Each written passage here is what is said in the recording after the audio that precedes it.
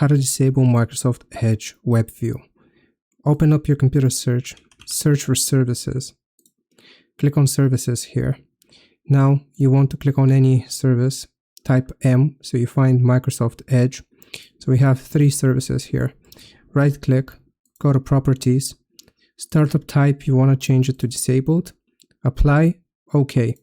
You want to repeat the same thing for these processes as well, but be careful because this might cause some issues along the way. Click on apply, click on OK, and basically then after you have set all 3 to disabled, you can restart your PC.